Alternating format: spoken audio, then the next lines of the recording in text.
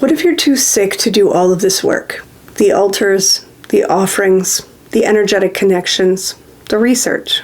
Hello witches, I'm answering questions I've gotten on videos about Hecate. If you have a question, see if I've answered it in a video on the playlist. If not, leave it in the comments. When I got this comment, I honestly teared up. This absolutely describes my life for the past 6 years, and I've had to wrestle with my own answer day after day after day. If you're new here, here's the story. In October 2017, I was diagnosed de novo with metastatic breast cancer. That means that the cancer went undetected and was found in my jaw first, then my breast and my liver, because it had already reached stage 4 before anyone knew. The good news is that the chemotherapy shrank it, and I'm on a monthly targeted treatment that's keeping it stable. The treatment isn't as bad as chemotherapy, but it also isn't as good as not being on a cancer medication. As well, I'm on estrogen blockers, which makes my moods wild and my hot flashes last for hours. Fucking hot flashes? The hell is that shit? The week after I get the IV treatment, I'm in bed with nannies, babysitters, or grandparents taking care of my kids. Don't ask about the father. He's gone. Just more shit to deal with. Anyway, I'm just too sick to do anything many times after treatment. So when I say I know the pain contained in this question, I'm being serious. Let's just take a step back. Making a connection with a deity or even doing witchcraft of any kind feels super overwhelming when you look at all the things you should be doing. So number 1, stop shooting on yourself. Number 2, how do you eat an elephant? 1 bite at a time. Some days you'll take a bite. Some days you'll take a nibble. Some days you'll sleep all day and feel like you're going backward, but those are the days you remind yourself that self-care is devotional work to Hecate and your other gods and goddesses. Any deity that you want to work with sees you exactly as you are. They see you better than you see yourself because you're in denial about the seriousness of your illness. You've brought in the conditioning of the overculture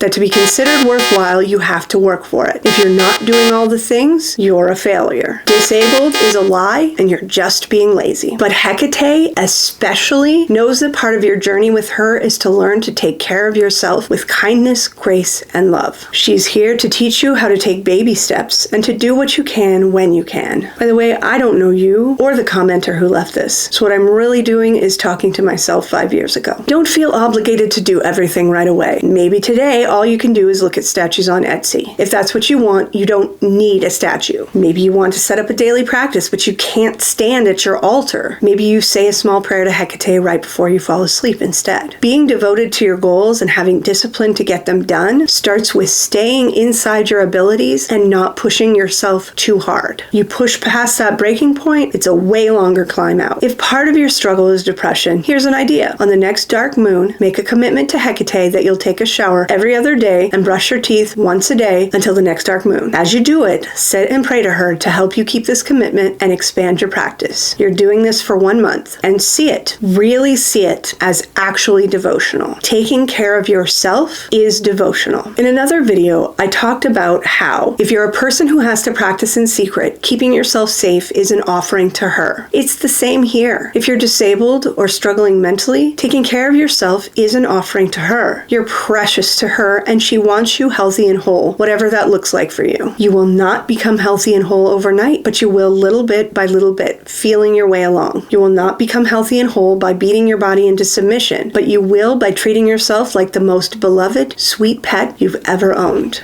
I know it's hard, and I hope that you hear me when I say I know exactly how hard it is. It's taken me 6 years to get to the point where I can put on makeup and even sit in front of my camera for any length of time without excessive pain. Cancer in your bones makes them more brittle, so I've suffered several breaks, including my tailbone, and it's never healed completely. This is something I want to do. It's a passion and a joy for me, but it's been a long road. Don't give up. Eat that elephant 1 bite at a time. And like I always say, just keep swimming, no matter how tiny of swims your little fins are doing.